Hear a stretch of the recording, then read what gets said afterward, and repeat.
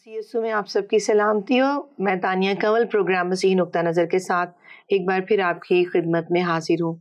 अजीज़ों, आजकल अगर हम देखें तो हर तरफ खौफ व हरास फैला हुआ है। लोग बीमारियों में, वबाओं में मुब्तला हैं और लोग चाहते हैं कि वो ज़्यादा जिएं और मरने से भी भागते हैं, डरते हैं, मरने से डर लगता है।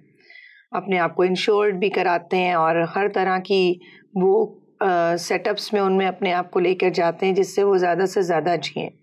हम मरने से क्यों डरते हैं? यीशु ने कहा क़यामत और ज़िंदगी मैं हूँ। अगर हमें यीशु जो है कसरत की ज़िंदगी देना चाहता है, वो इसीलिए जहान में आया कि हम ज़िंदगी पाएँ और कसरत की ज़िंदगी पाएँ। तो कहाँ गई वो कसरत की ज़िंदगी और ये हमारा खौफ, ये सब कुछ क्या है? तो आइए इन सारी बातों की जो जान पहचान है और इन बातों के बारे में जानते हैं बिशप साहब से। बिशप साहब हमारे दरमियान मौजूद हैं। बिशप साहब, वेलकम टू द प्रोग्राम। हाँ बेटा, बहुत शुक्रिया, थैंक यू वेरी मच। और लेकिन एक बात मैं कर दूं कि मैं भी आपकी तरह एक तालिब इल्म हूँ। नाजरीन, आप सबको भी सलाम, खुदावंद आप सबको बरकत दे और आए हम मिल के सीखते हैं कि खुदावंद का पाक कलाम हमें क्या सिखाता है। जी बिशप साहब, हमें ये क्यों पहचान नहीं हो पा रही है? हम क्यों नहीं ये जान पा रहे कि हमें तो कसरत की जिंदगी दी गई है? हम हर आम और ख़ास आदमी मौत से डरता है। इसकी क्या वजह है? बेटा, उसकी वजह ये है कि हमने खुदावंद यीशु मसीह की तरफ देखना छोड़ दिया है। हम उसका नाम तो लेते हैं, हम ये दावा तो करते हैं कि मैं खुदावंद यीशु मसीह पर ईमान रखता हूँ, लेकिन हम खुदावंद यीशु मसीह को पहचानने की कोशिश नहीं करते कि खुदावंद यीशु मसीह है कौन, वो कौन था, क्यों आसमान को छोड़कर आया, क्यों उसने जिस्म इख्तियार किया।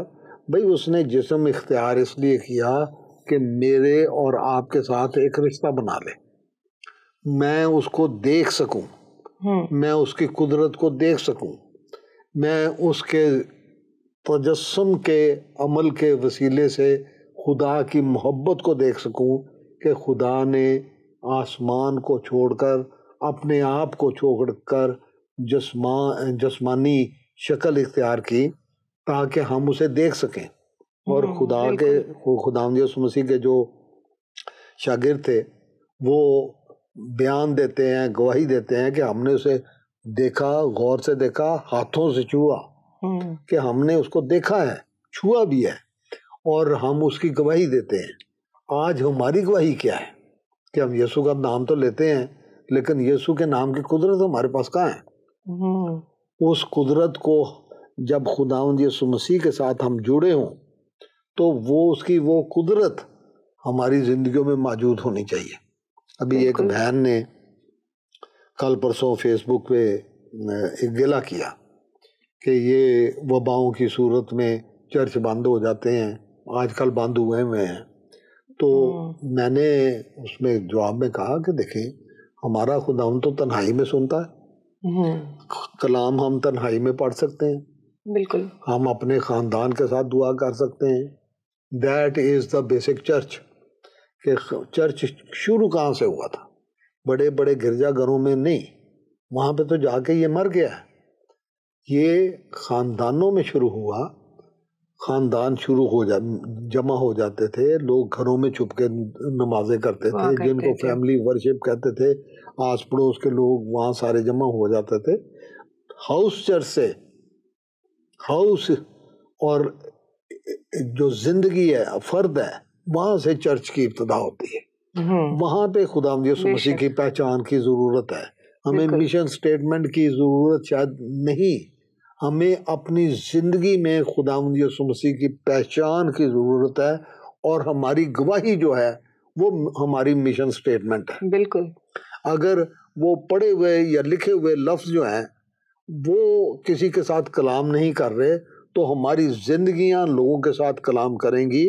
क्योंकि अगर जिंदगी में खुदावंद यीशु मसीह की पहचान होगी, उसके साथ रिश्ता होगा, उसकी गवाही होगी, उसका कलाम होगा, तो लोग उस अंजील को जरूर पढ़ेंगे। बिल्कुल, लोगों को वो अंजील जरूर समझ आएगी।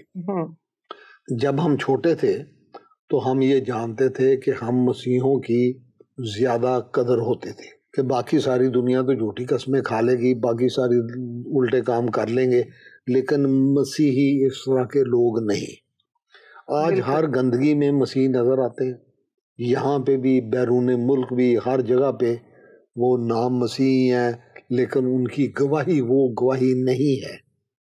یہ نہیں کہ لوگوں میں گواہی نہیں ہے، جن کی زندگیوں میں ہے وہ گواہی نظر آتی ہے، لیکن ہم صرف چرچ کی ممبرشپ پہ اور اس بنیاد پہ یہ کلیم نہیں کر سکتے کہ ہم اچھے مسیح ہیں.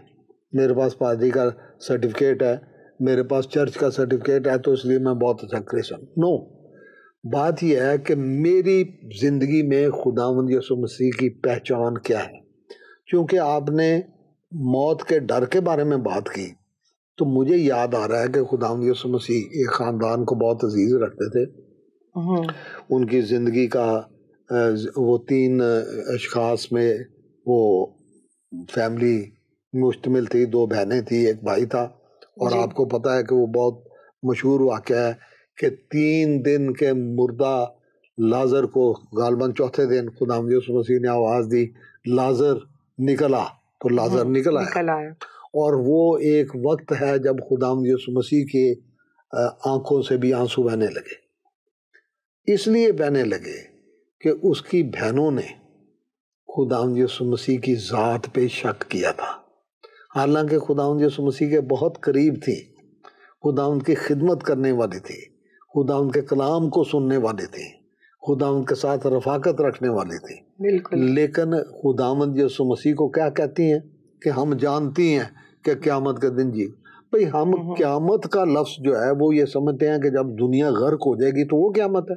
نو، قیامت کا مطلب ہے جی اٹھنا. یسوع ہی جی اٹھنے والا ہے.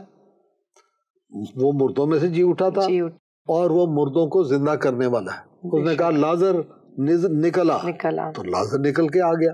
وہ اور کتنے لوگوں کا ذکر ہے خداوند کے کلام میں جن کو خداوند یسوع مسیح نے زندہ کیا. تو وہ مجھے بھی مردوں میں سے زندہ کرنے کی قدرت رکھتا ہے.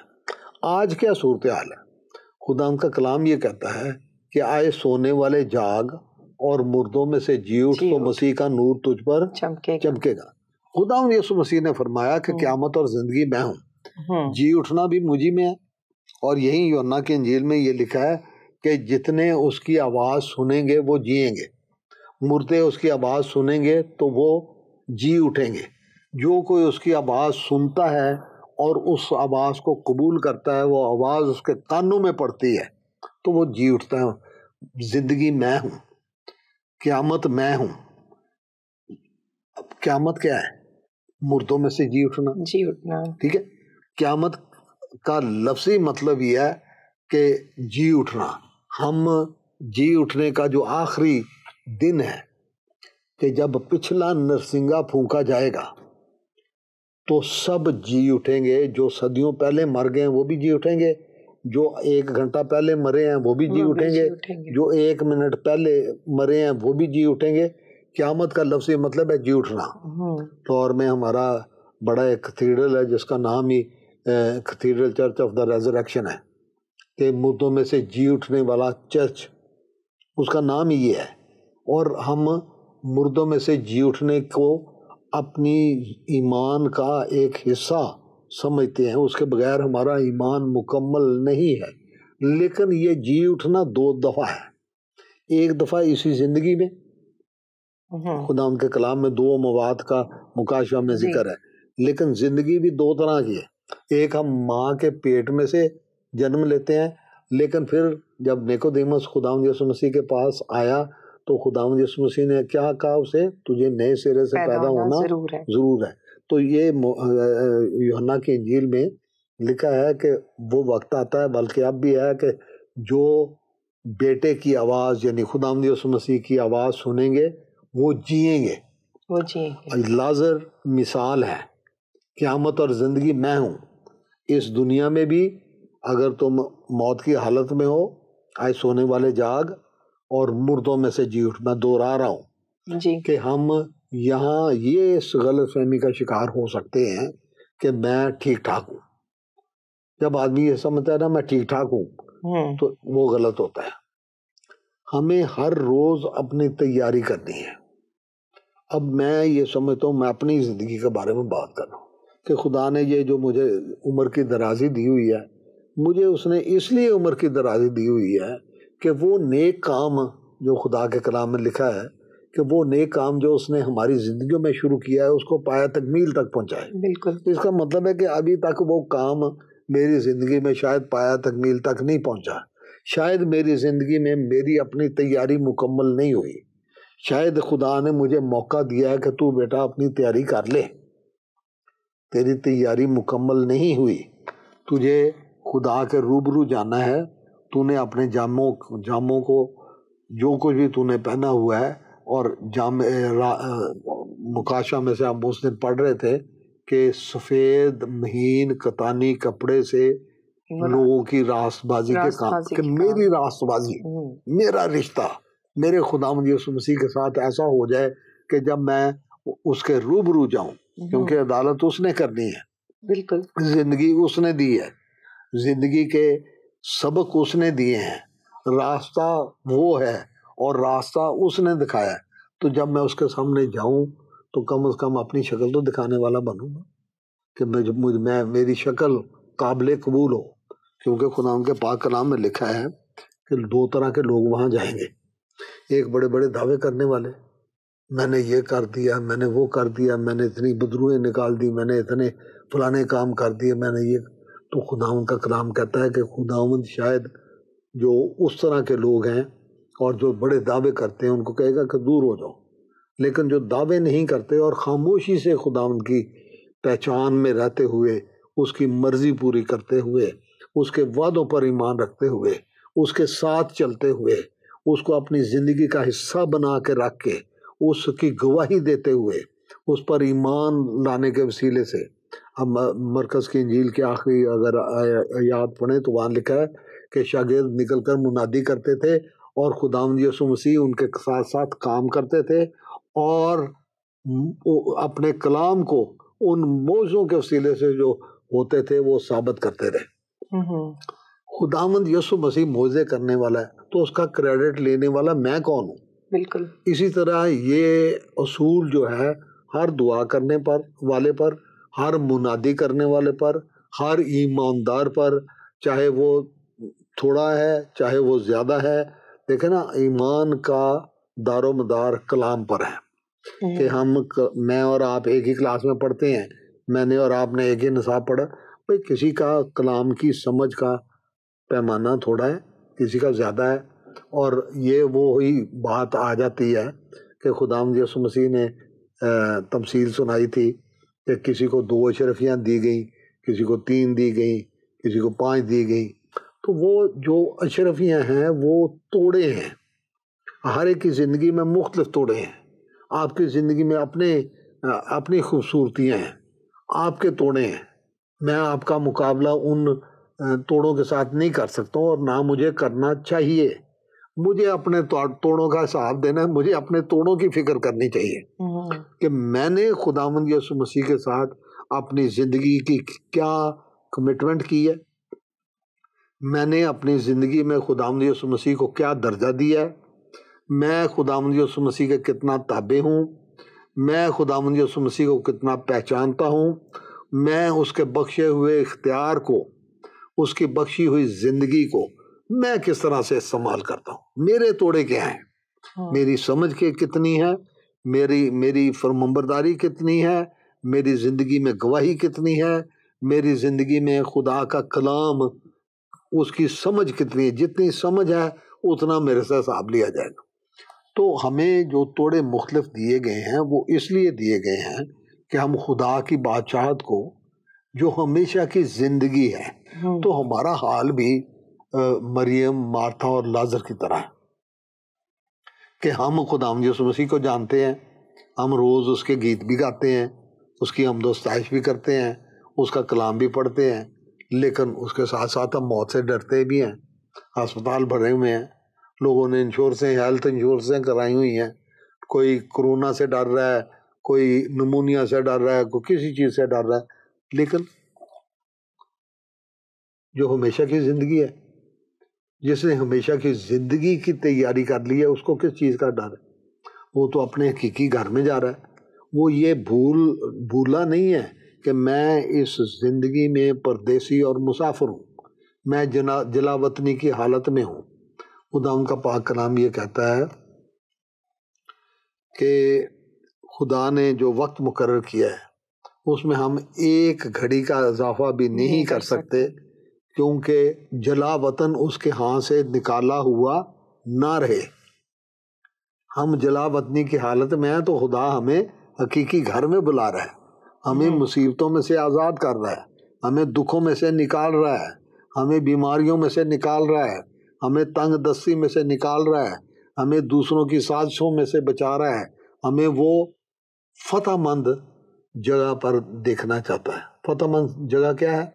کہ میں خداوند یسوع مسیح میں ہوتے ہوئے یہ محسوس کروں کہ میں ہمیشہ کی زندگی کا وارث ہوں۔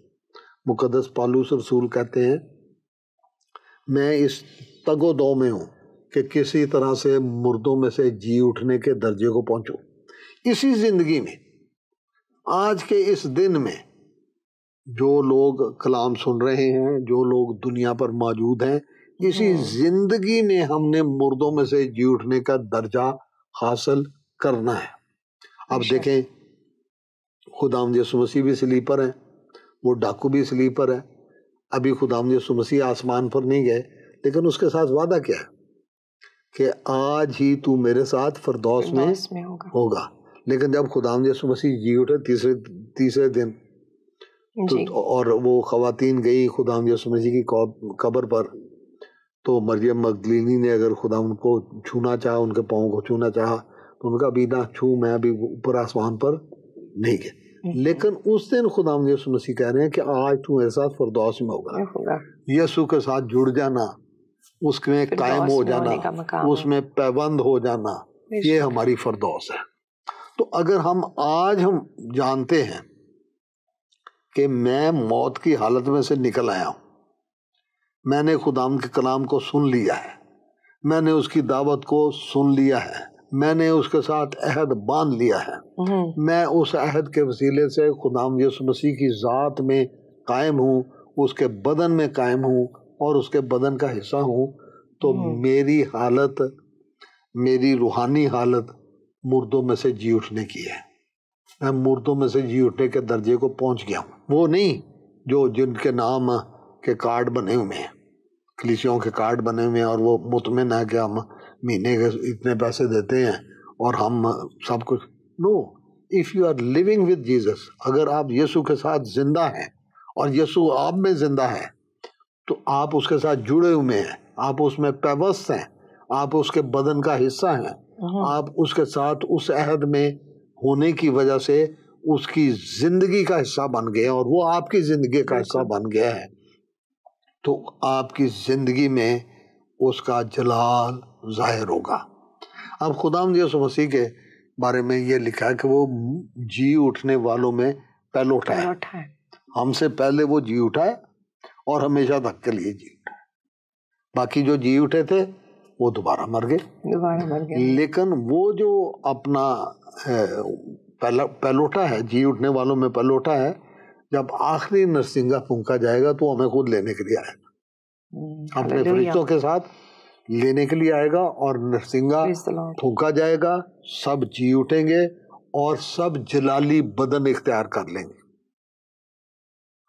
جب جلالی بدن اختیار کر لیں گے، اب اس میں ہر طرح کے لوگ ہیں، وہ بھی جو ہمیشہ کی زندگی کے لیے بلائے گئے ہیں، جنہوں نے کوالیفائی کر لیا ہے، جو اب سب خداوند یسوع مسیح میں نئے سرے سے پیدا ہو گئے ہیں، اور دوسرے بھی سب بدل جائیں گے۔